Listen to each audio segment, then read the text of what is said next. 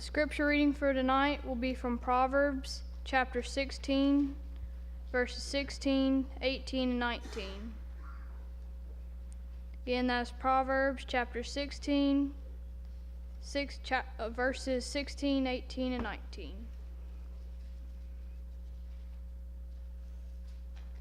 How much better to get wisdom than gold, to get understanding is to be chosen rather than silver. Price goes before destruction, and a haughty spirit before a fall. It is better to be of a lowly spirit with the poor than to divide the spoil with the proud.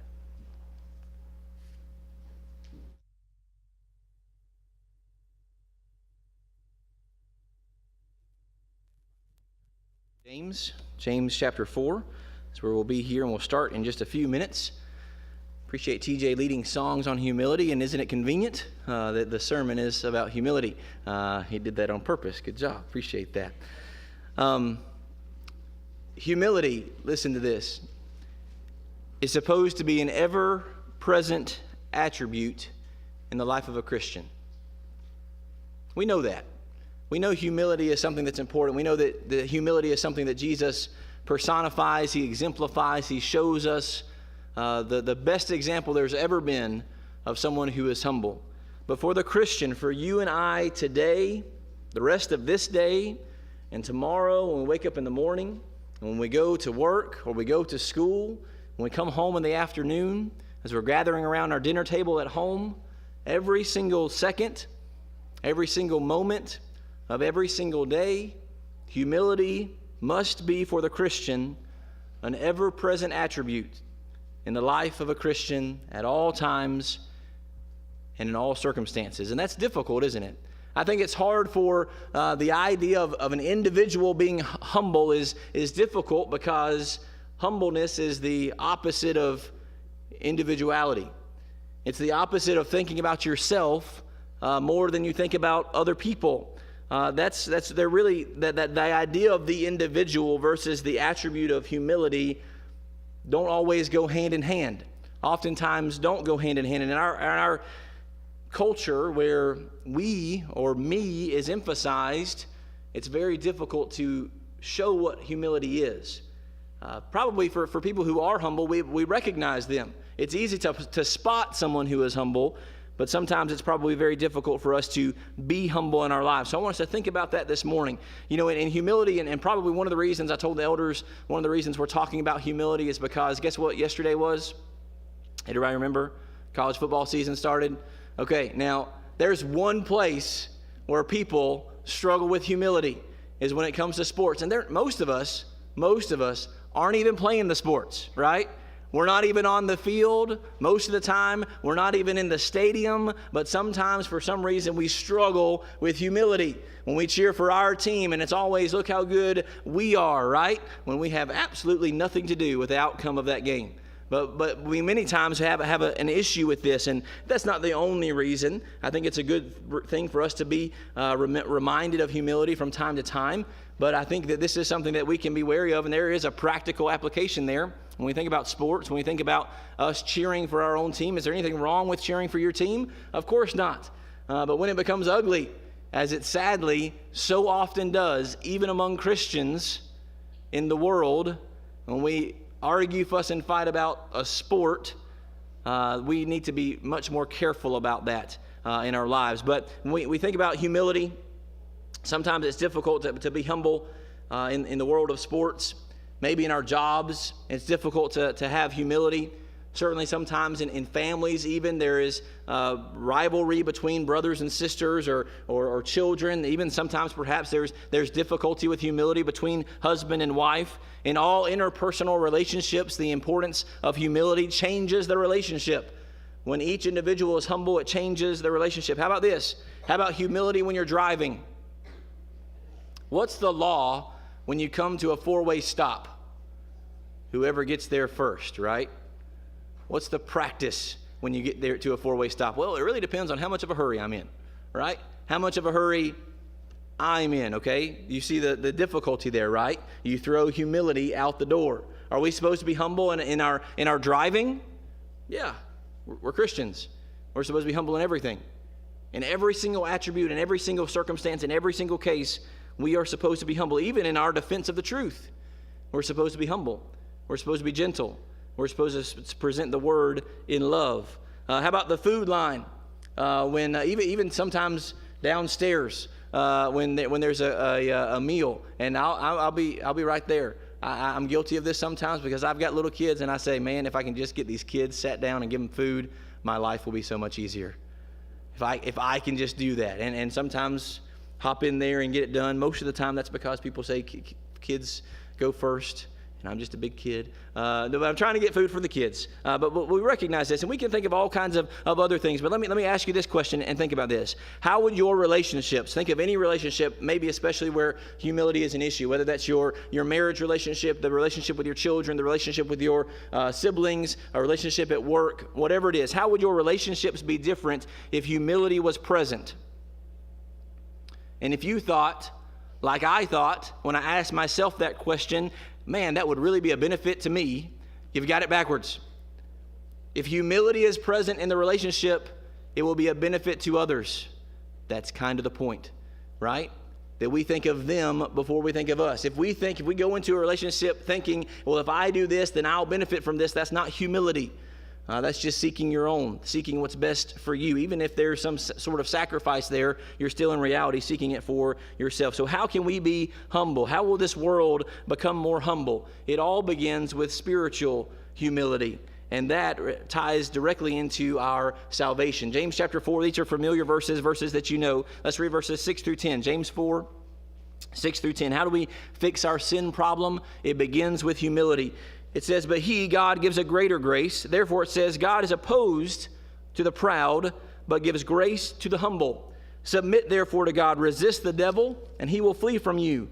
Draw near to God, and he will draw near to you. Cleanse your hands, you sinners, and purify your hearts, you double-minded. Be miserable and mourn and weep. Let your laughter be turned into mourning, and your joy into gloom. Humble yourselves in the presence of the Lord, and he will exalt you. Now we see this. Let me those middle verses there, we don't like those a whole lot. You know, we read verse 6 and 7 where it says, God is opposed to the proud, but he gives grace to the humble. Submit therefore to God, resist the devil, and he will flee from you. We read verse 10, humble yourselves in the presence of the Lord, and he will exalt you. We hear those verses, we like those verses, we understand those verses, but humility is explained in those middle verses.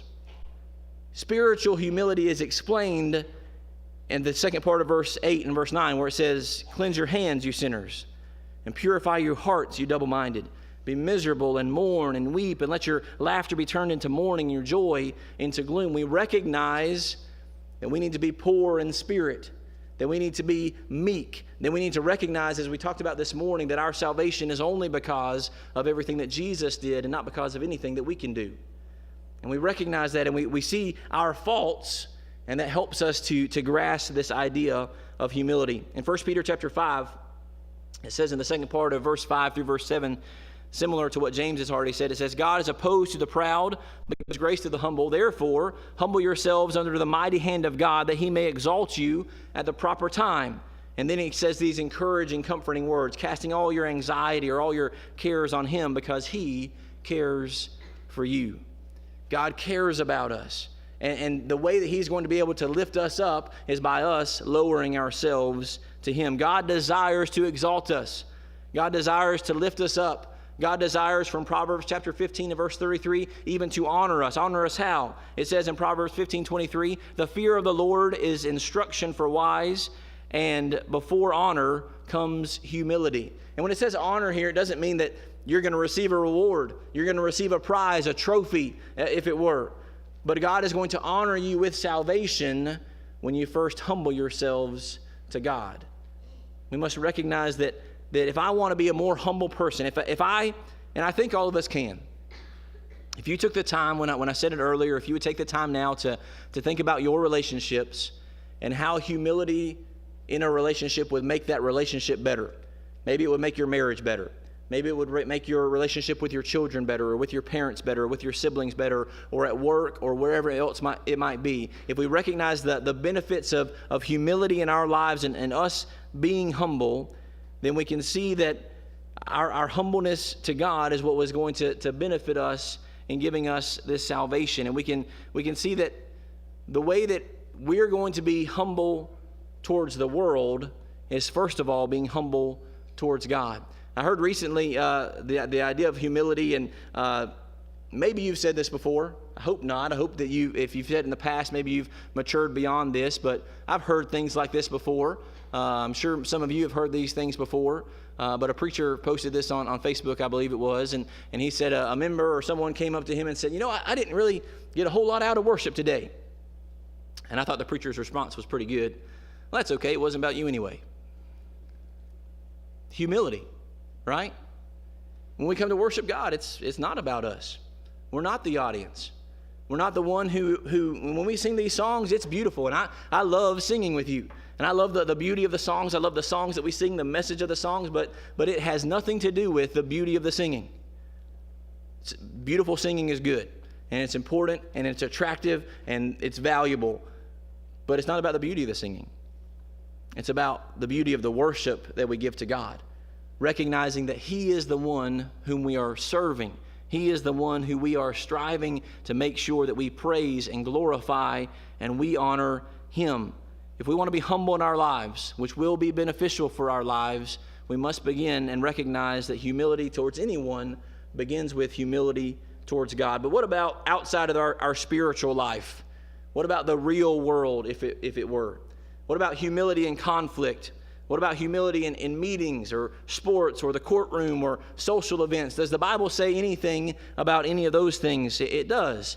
In 1 Kings chapter 20 and verse 11, I've shared this verse with you before. I love this verse. There's 1 Kings. There are some kings there who are battling each other. They're at war. And as all good battles happen, there's a little bit of smack talk beforehand. One group saying, we're going to rout you and you don't stand a chance. Another group saying, you blah, blah, blah, talking about each other's mamas or something. But it says this in 1 Kings chapter 20 verse 11, and I think it's great. Let not him who girds on his armor boast like him who takes it off. Listen to that again. Let not him who girds on his armor boast like him who takes it off. What's the picture there? The person who's fought the battle, who's taking his armor off, if he won, he can boast in that moment. But before the battle's fought, before the game is played, before the meeting happens, before whatever it is that you're so confident about even occurs, there's no need to have that kind of boasting, that kind of arrogance. Let's turn over to Luke chapter 14. Luke 14. Here talking about a social interaction, Jesus here teaches a lesson about humility. Luke chapter 14, we're going to skip around, read a few different verses here. You're familiar with this story. We've talked about it in recent months, and you've read it before. Luke 14, let's begin in verse 11. Jesus makes this statement. He says, for everyone who exalts himself will be humbled, and he who humbles himself will be exalted. Now, the other verses we've read about that, it's been talking about our relationship with God. If you exalt yourself, you're going to be humbled. If you humble yourself to God, He'll lift you up with His righteous right hand, those types of things. Here it's talking about a social setting. So when we go out into the world, into social settings, we should be humble. If we go back to Luke chapter 14 and verse 1, it says, it happened that when he went into the house of one of the leaders of the Pharisees on the Sabbath to eat bread, they were watching him closely. So he's been invited to a Pharisee's house for a meal. In verse 11 was the application for everyone who exalts himself will be humbled, and vice versa. He who humbles himself will be exalted. Notice what it says specifically in verses 7 through 10. As he's at this meal, he began speaking a parable to the invited guest when he noticed how they were picking out the places of honor at the table and saying to them. So Jesus is there, and it says in verse 1 that they're watching him, but verse 7 says he's also watching them. And when he sees what they're doing, they're picking the best seats, they're picking the places of honor. He says this to them in verses 8 and following, 8 through 10. When you are invited by someone to a wedding feast, do not take the place of honor, for someone more distinguished than you may arrive and have been invited by him. And he who invited him will come and say to you, give your place to this man, and then in disgrace you will proceed to occupy the last place. But when you are invited, go and recline at the last place, so that when the one who invited you comes, he may say to you, friend, move up higher. Then you will have honor in the sight of all who are at the table with you. What does this say? Don't exalt yourself. Allow others to do that. Allow others to recognize your value. Allow others to recognize the level of friendship perhaps they have with you in this instance. What does that look like in a social setting? If there's an opportunity that you go to and there are places where you can sit at the best seats or you can sit in the worst seats, what does Jesus say do? What's our mindset? When I said that, what did your mind go to? Well, what are you talking about? I'm going to sit in the best spot. I'm going to sit on the front row at the concert. I'm going to do this. I'm going to do that. Now, we're not talking about places that you pay for seats and that kind of thing. But if you're going to a social event and there's open seating, what does Jesus say do? Sit in the worst spot. That's why I've told you before and would tell us again as a congregation, I think it's important when we think about our guests and hopefully those that will come and visit with us because they've been invited by you. I think it's important for us as members of the church to park in the back and to sit in the front. Why is that? Let's leave our best parking spaces for our guests. Now, one thing just practically that I've noticed a couple times that I think is important for us to recognize, we've had this wonderful parking place, a new parking place upstairs that we've had for a couple years. There have been a few Sundays over the last 6 weeks or so where there have been people who needed to park up there who couldn't park up there because it was full. Okay, I'm parked up there tonight, all right, because it's tonight. We usually have more people on Sunday morning, and on Sunday morning I strive to do my best to park in the back and to sit in the front. Well, not sit in the front, but to park in the back. I want to encourage us just as brothers and sisters, let's be humble. If you don't need to park upstairs, don't park upstairs. Not on Sunday mornings. Because there are people who need to park up there. There are people who come late who really need those spots. Let's think about that. And then think about, again, our guests. The importance of showing them that they're more important than we are. And building that rapport and building that relationship even before they walk in the door. That they find the best spots to park in. Now, you may say that may not make a difference at all, but what if it does? What if it did? What if that gave them a good impression walking into the doors the first time they visited with us? I think that's a real world application of this idea. Turn over to Matthew chapter 23. Matthew chapter 23. What about some internal conflict, maybe even conflict within yourself of humility? And I think like most things, probably humility is something that we have this internal struggle with, like Paul talks about in Romans chapter 7, wanting to do the right thing but not doing the right thing, and the things that you don't want to do are the thing that you do, and that internal struggle that you have sometimes to just do the right thing. And Jesus talks about the Pharisees here and their practice and warns his followers against this. Matthew 23, verses 1 through 7, then Jesus spoke to the crowds and to his disciples, saying, the scribes and the Pharisees have seated themselves in the chair of Moses. Therefore, all that they tell you, do and observe, but do not do according to their deeds. For they say things and do not do them. They tie up heavy burdens and lay them on men's shoulders, but they themselves are unwilling to move them with so much as a finger.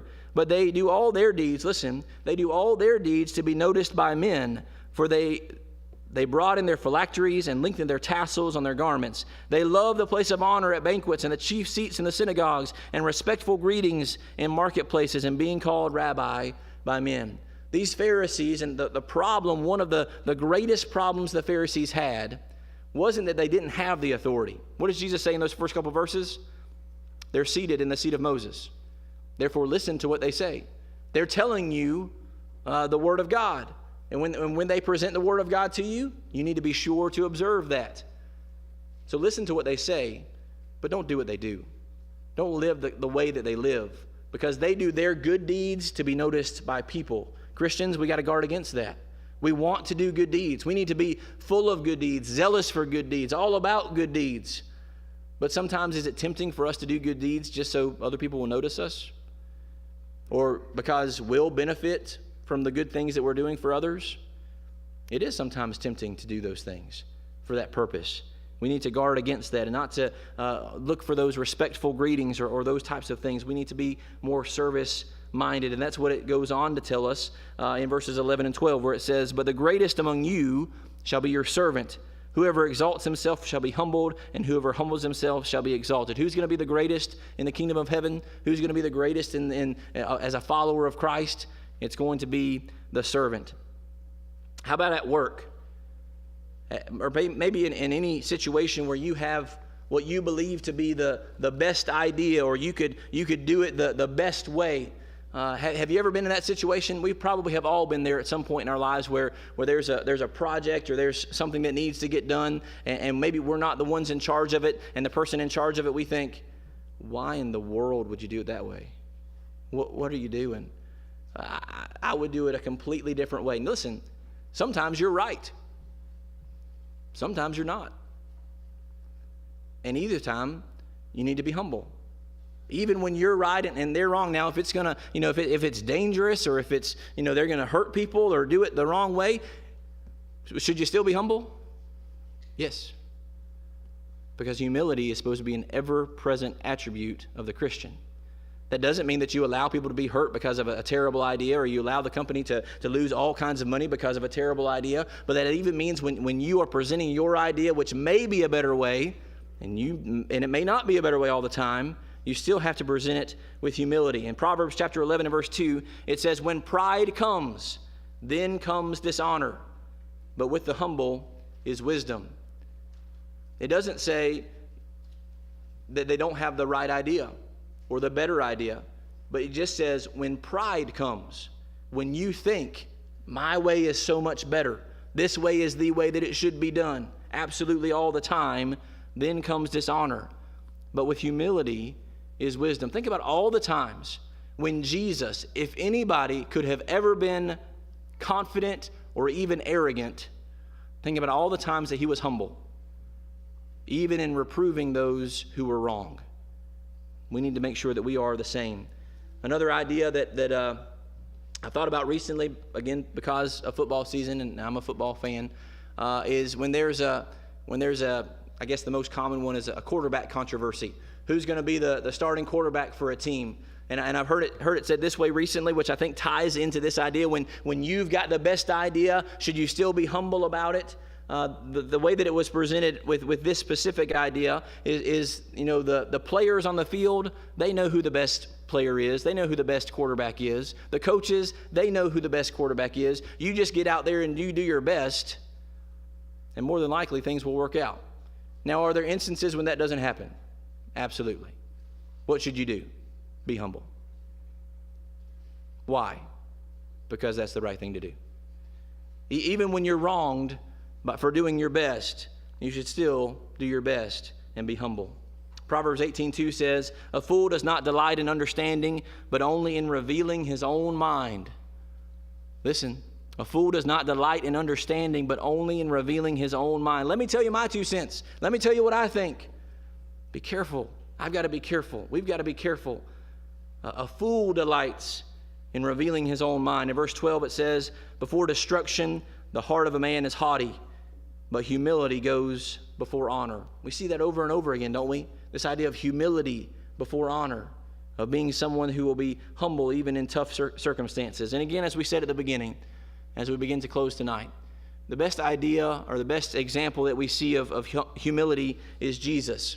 As Jesus is about to head to the cross, as we described and talked about this morning, the Lord's Supper has just been instituted. They're about to head to Gethsemane, where he's going to pray and he's going to sweat those drops of blood, and Judas is going to betray him, and all of his people are going to leave him. What happens in John chapter 13? Jesus washes the disciples' feet. He gets down in the midst of this time where he knows that Judas is about to betray him. He knows that he's about to die. And the reason that he does this, it tells us in John 13, verse 14, is I do this to give you an example that you ought to do as I've done.